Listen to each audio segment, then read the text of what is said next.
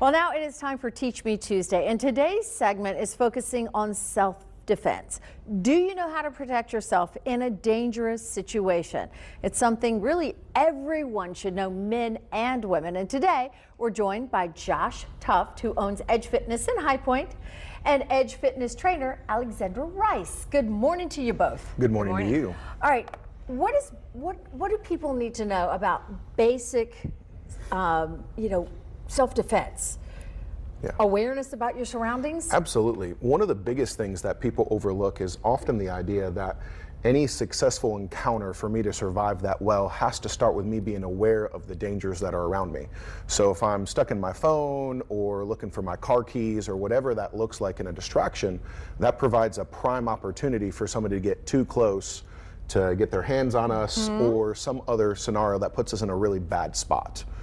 I agree, and we often hear about purses being stolen or things like that, and it's because people aren't watching what's happening around them.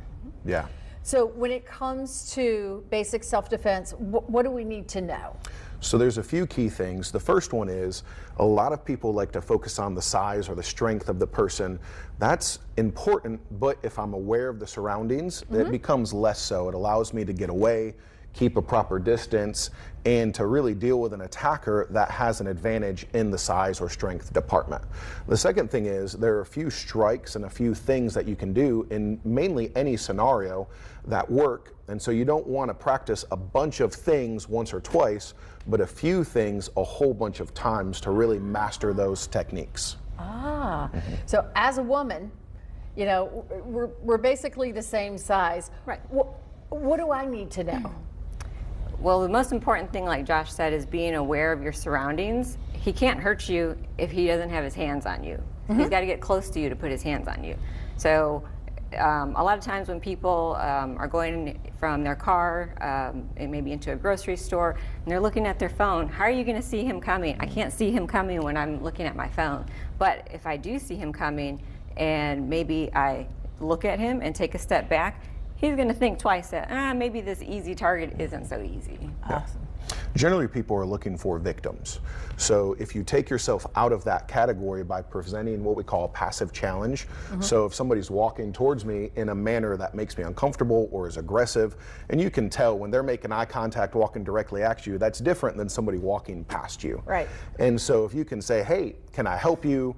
Stay back, any sort of simple question or command really prevents that passive challenge to them to say, oh, this is somebody that I either want to just leave alone, or they may have just been off in La La Land walking and not paying attention. But then from a distance, this is a threat if they do keep coming, which allows us to focus on a few key areas, which we tend to categorize as the eyes, the throat, or the groin. A lot of people really underestimate just how much men fear a good groin kick or even a strike to the groin. So that is one of the best ways to present yourself as a giant threat, whether you're 5 feet tall, 4 feet tall, or 7 feet tall, is to strike those areas. And think about if you got a bug in your eye, just the panic that goes through you. So if somebody's swiping towards your eyes, same sort of thing. So the primary self-defense technique we teach is a kick or a knee to the groin, which works males and females, but especially for males, right?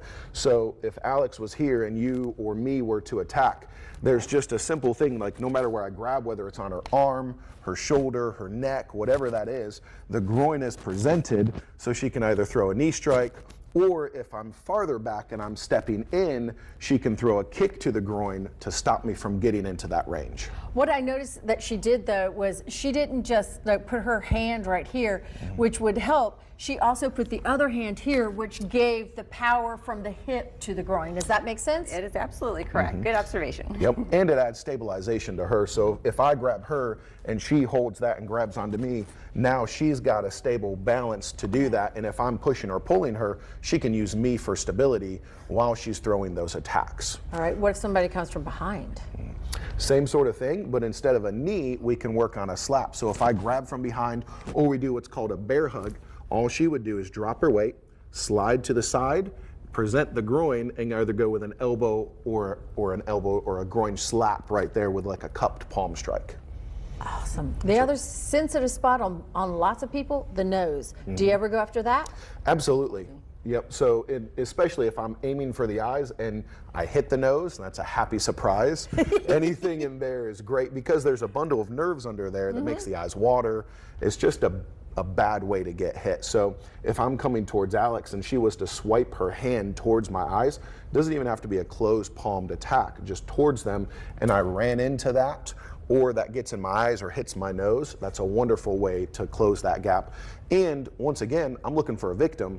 So if she kicks me in the groin and pokes me in the eyes and punches me in the nose, she's no longer in that victim category, right?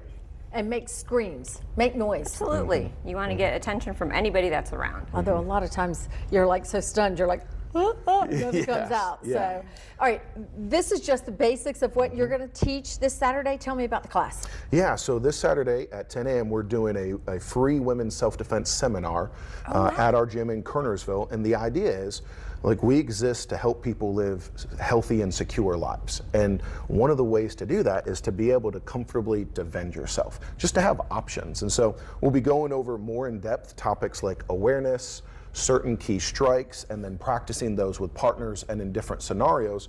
For the example of, like, what if they grab from behind, the side, so on and so forth, just the top 5 scenarios that happen, so that we can help people, you know, have a little bit of confidence. If something did happen, they have options. Yes, definitely. We don't want anything to happen to you, but if it does, you need to be prepared. And you can do that by taking this free self-defense class. You can email Edge Fitness at info@edgefitnessllc.com. Again, it's right there on your screen, info@edgefitnessllc.com. What time is it on Saturday? 10 a.m. 10 a.m. at Edge Fitness, Kernersville. Yes, ma'am. Awesome. Thank y'all so much. Thank you. I feel strong.